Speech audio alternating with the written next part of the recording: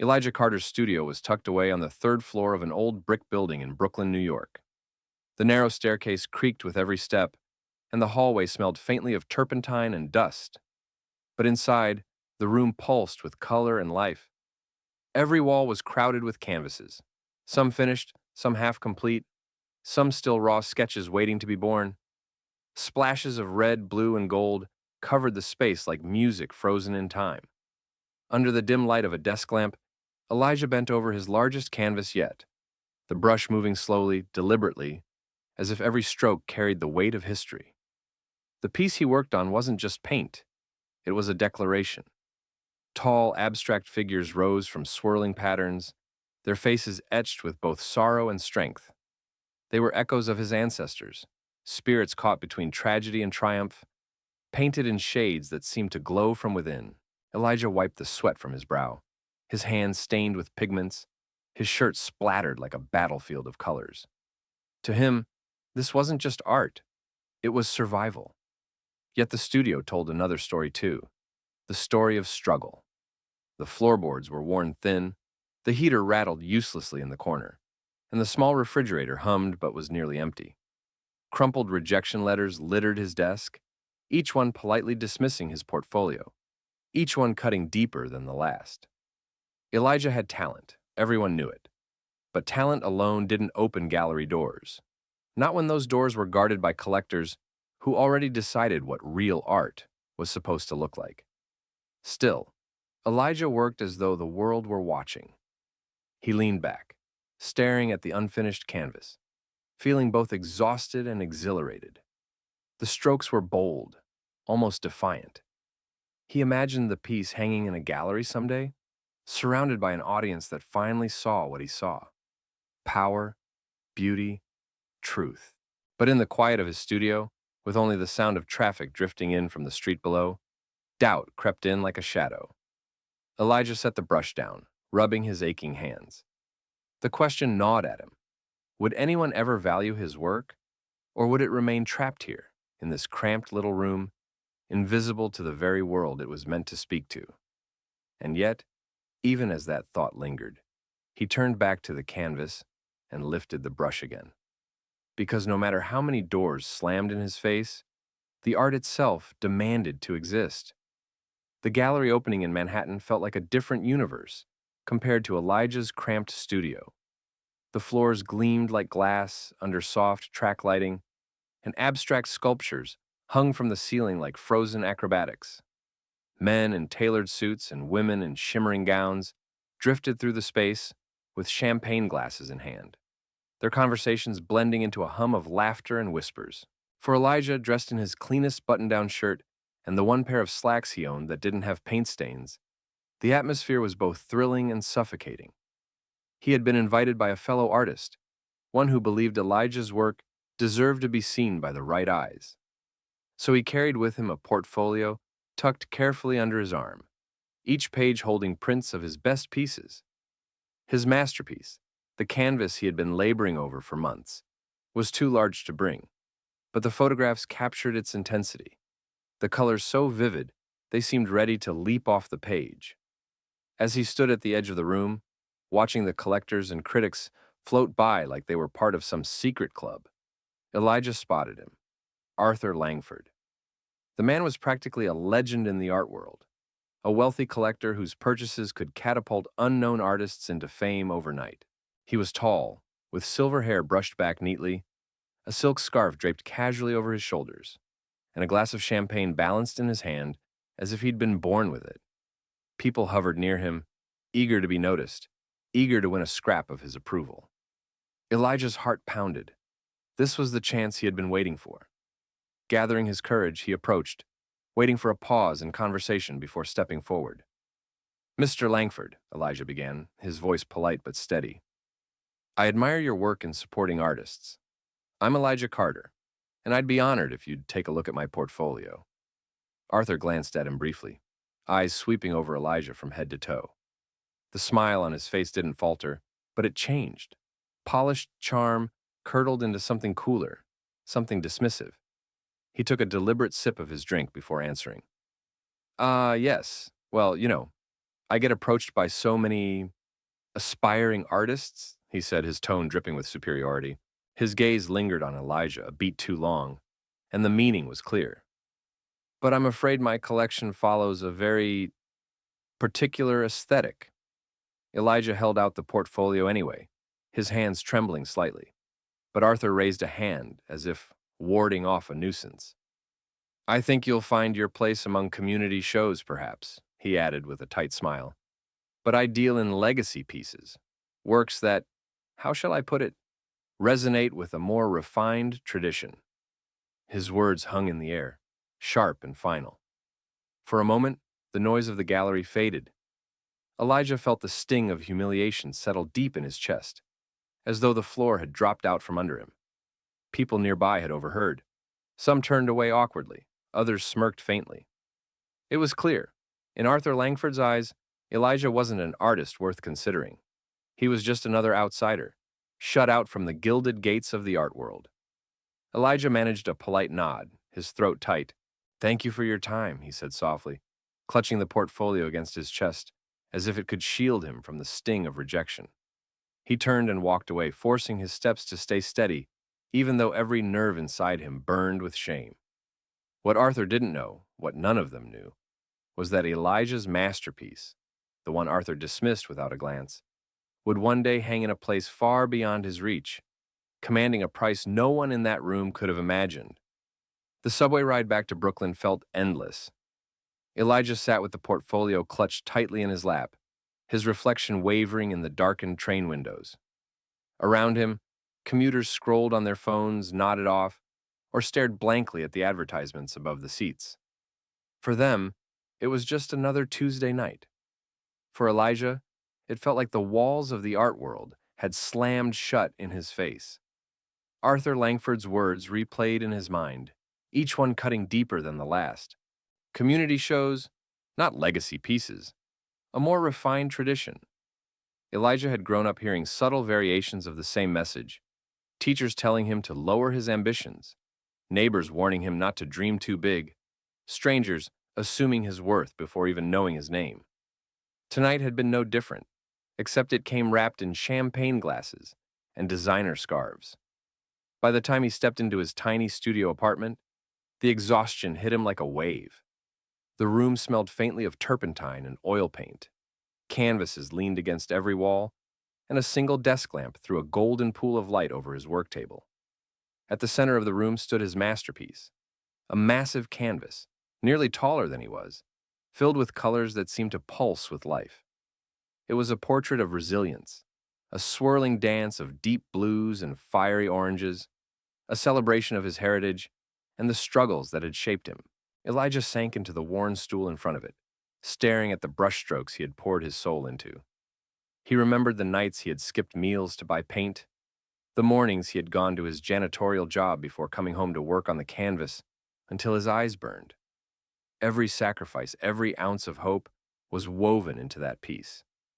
And yet, tonight, one man had looked at him and decided it was worthless, without even seeing it. Frustration surged in him, but alongside it came something else: defiance. He reached for his sketchbook and began scribbling notes, not about giving up, but about possibilities. Maybe New York wasn't the only stage. He had seen articles online about galleries in London, Paris, and Berlin, where collectors sought out bold, new voices from around the globe. Perhaps his work didn't belong in Arthur Langford's narrow vision of refined tradition. Perhaps it belonged somewhere freer, somewhere willing to see beauty without prejudice. He stayed up deep into the night researching opportunities, his laptop screen glowing in the dim room. Calls for international submissions, digital showcases, even smaller European galleries that took risks on emerging artists. He bookmarked them all. Each one felt like a crack in the wall that had been built around him. He imagined his painting on foreign soil, people staring at it not because of who painted it, but because of what it said. By dawn, Elijah leaned back in his chair, his eyes heavy, but his spirit reignited. The rejection still stung, but it had sparked something inside him he hadn't felt in a long time. Determination sharpened into steel. He would not beg for validation from men like Arthur Langford. His art would find its audience, even if he had to carry it across the ocean himself.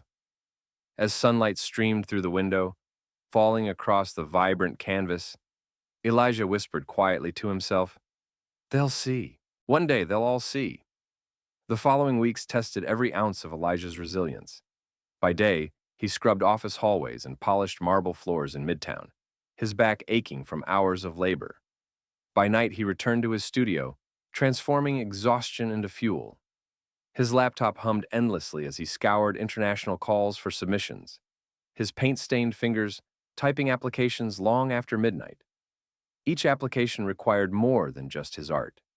Statements of intent, biographies, proof of exhibitions, something he barely had. He struggled to package his raw story into polished paragraphs, wondering if curators across the Atlantic would care about a janitor from Brooklyn who painted until his hands cramped. More than once, he hovered over the submit button, with doubt gnawing at his confidence. But then his eyes would drift to the towering canvas leaning against the wall, his masterpiece, and the doubt would melt into resolve. Money, however, was another obstacle. Application fees, international shipping costs, framing. It was overwhelming. Elijah opened his bank app and winced at the numbers. He knew he couldn't cover it all alone. Swallowing his pride, he reached out to friends and fellow artists from community centers, people who had always believed in him even when the world hadn't. He explained his vision, his chance to finally put Black voices on the global art stage. To his surprise, they rallied behind him.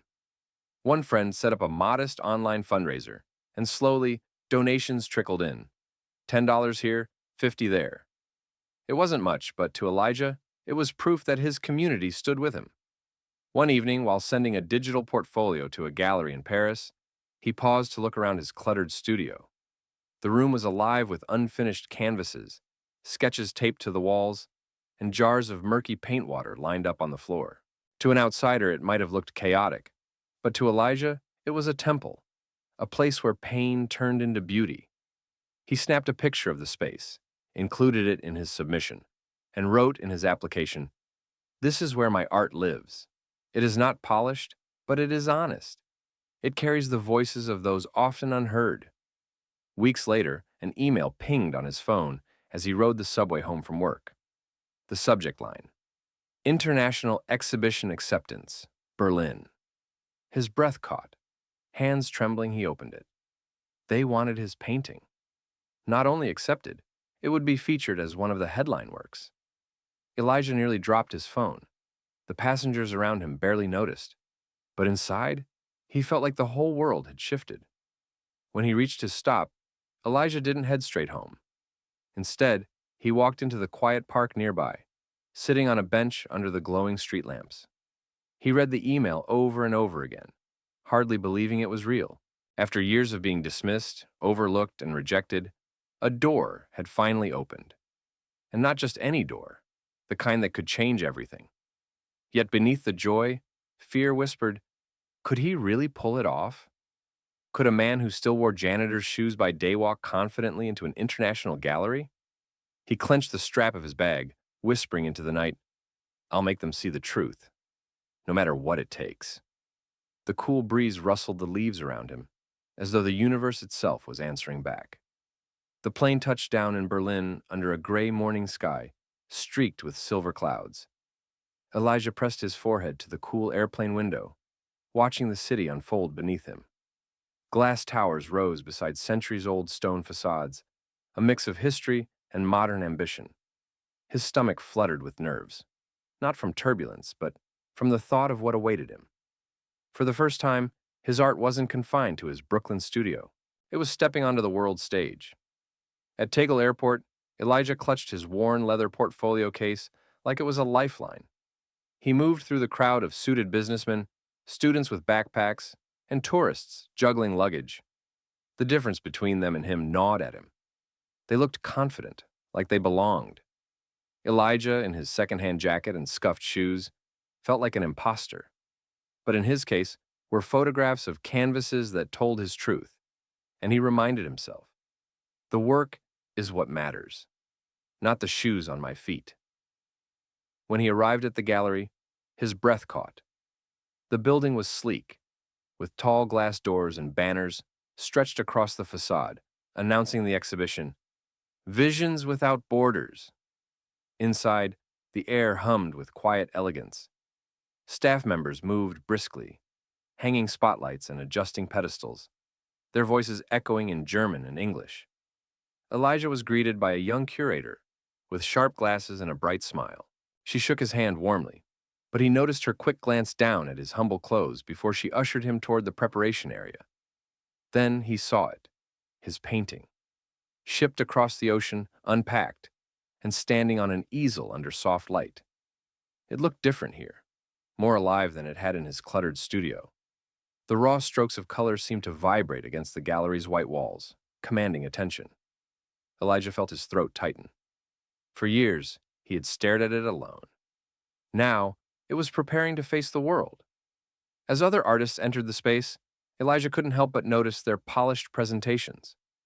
One sculptor wore a tailored suit and spoke in accented English about her work's philosophy. Another painter discussed his Yale background with a collector. Elijah lingered at the edge of the room, listening, absorbing. He didn't speak up, not yet. Part of him feared that if he opened his mouth, someone would ask, "Where did you study? Who represents you? What galleries have you shown in?" And he would have no answer.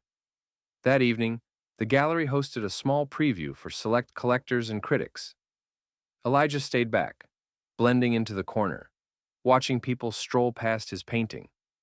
Some paused, tilting their heads. Others stepped closer, squinting at the raw textures and bold colors. A tall man in a velvet blazer whispered something to his companion, who nodded thoughtfully. Elijah's heart pounded. Were they impressed or confused? A few feet away, he overheard a dismissive chuckle.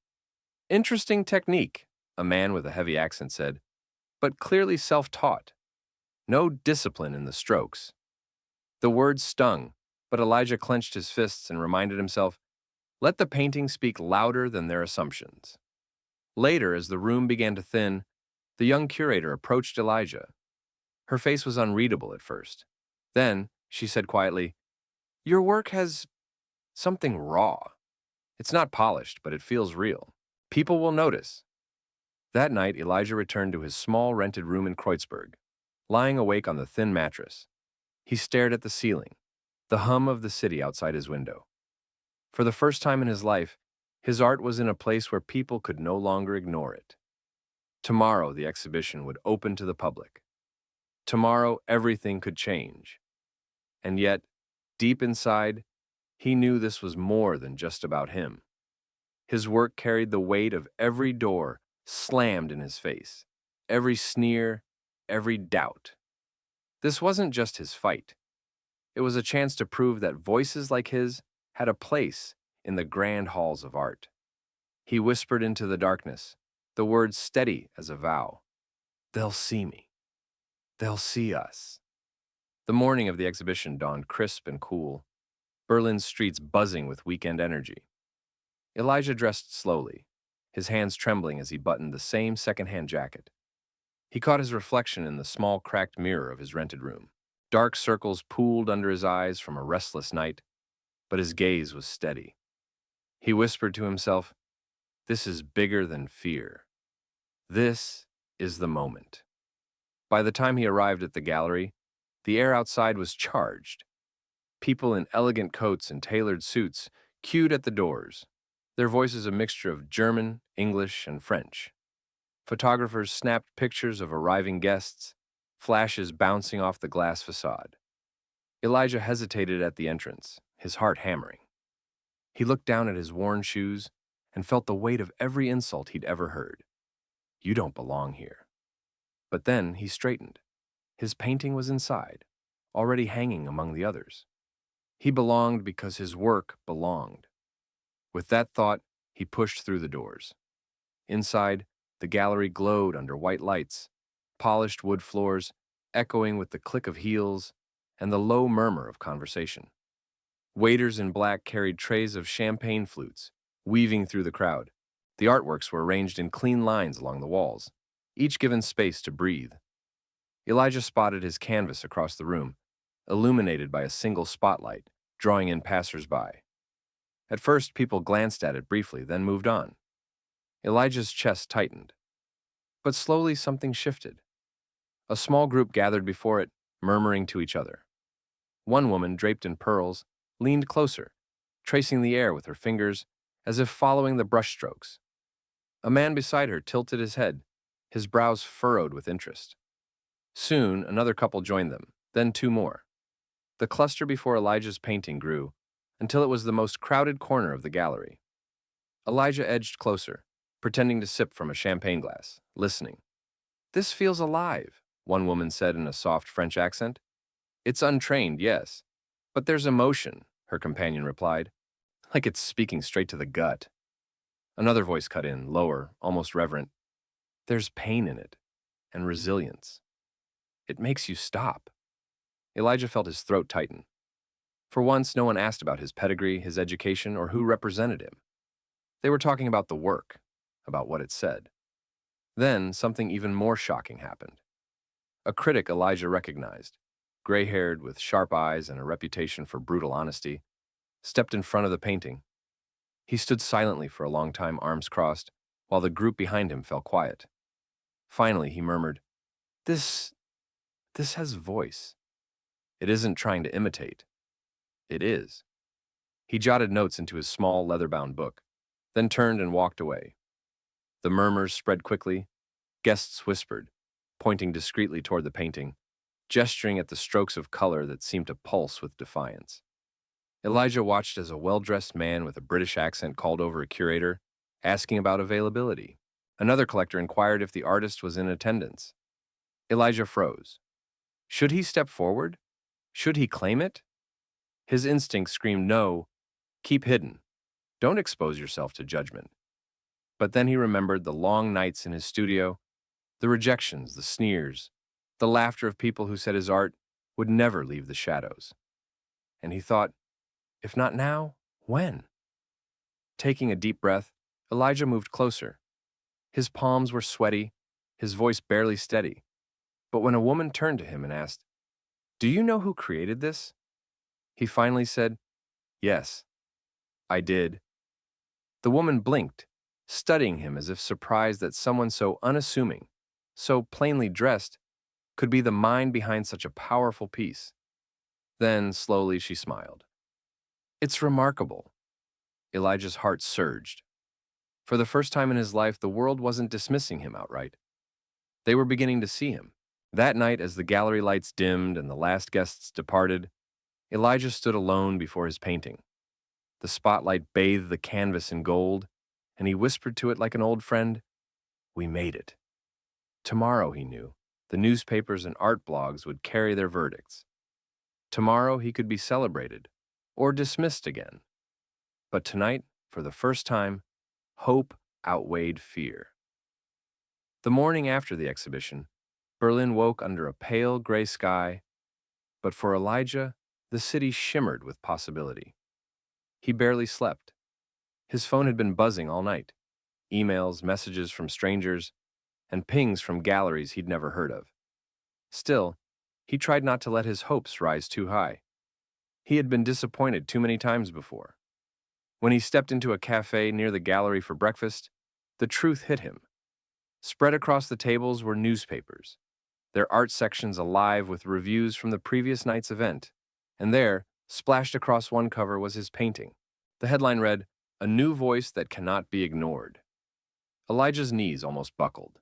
He sank into a chair, eyes scanning line after line of praise. Critics spoke of raw honesty, of a style unshaped by institutions, but richer for it. One column declared, "The unknown painter Elijah Brooks has reminded us that art is not polished credentials, but the courage to reveal truth on canvas." By afternoon, the gallery was buzzing again, this time not with curious visitors, but with buyers. Representatives from London, Paris, and New York flooded in, each one asking the same question. Is the piece still available? The gallerist, grinning like he'd struck gold, explained that an auction would be arranged to honor the interest. Elijah stood in the corner, overwhelmed, watching his painting become the center of a bidding war. The numbers climbed higher than he could comprehend. 10,000 euros. 50. 100. Gasps filled the room as the figure doubled, then tripled, collectors raising their paddles with fiery determination. Finally, the hammer came down at a staggering sum. Millions! Applause erupted, but Elijah barely heard it. His heart was thundering in disbelief. That canvas, painted in a dimly lit studio with cheap brushes and endless frustration, had just altered his life forever. News traveled fast. Within days, international magazines ran features on the young black painter whose voice transcends borders. Interview requests poured in. Museums reached out with offers for retrospectives. For Elijah, it felt unreal, like he was walking through someone else's story. And then came the most unexpected twist. A letter arrived, sealed with an American crest. It was from a major museum in New York, offering to display his work alongside celebrated masters. Elijah read it over and over, tears blurring the words. This wasn't just recognition. This was belonging. Meanwhile, across the ocean, rumors of his success reached the art collector who had dismissed him months earlier. The man, seated in his Manhattan penthouse, nearly choked when he saw Elijah's face staring back at him from a glossy art magazine. The same artist he had insulted, the one he'd laughed off as insignificant, was now being hailed as the new visionary of contemporary art. The humiliation was complete, though Elijah never spared him a thought. Elijah's world had expanded beyond the small studio walls, beyond rejection and prejudice. Standing in front of reporters at his first major press conference, he spoke quietly but firmly. For years, I was told I didn't belong in these rooms, that my work wasn't good enough, that I wasn't the right face. Last night proved something different. Art belongs to everyone, and sometimes it takes breaking down doors to remind people of that. The applause that followed wasn't just polite, it was thunderous, filled with respect, admiration, and awe. Cameras flashed, but Elijah didn't shrink from them this time. He stood tall, no longer the dismissed outsider, but a man who had carved his place with truth and paint. When he returned to his small studio that night, the canvas that had changed everything was gone, shipped to its new owner. The walls looked bare, but Elijah didn't mind. He picked up a fresh blank canvas, ran his hand across its surface, and smiled. "This," he whispered, "is just the beginning."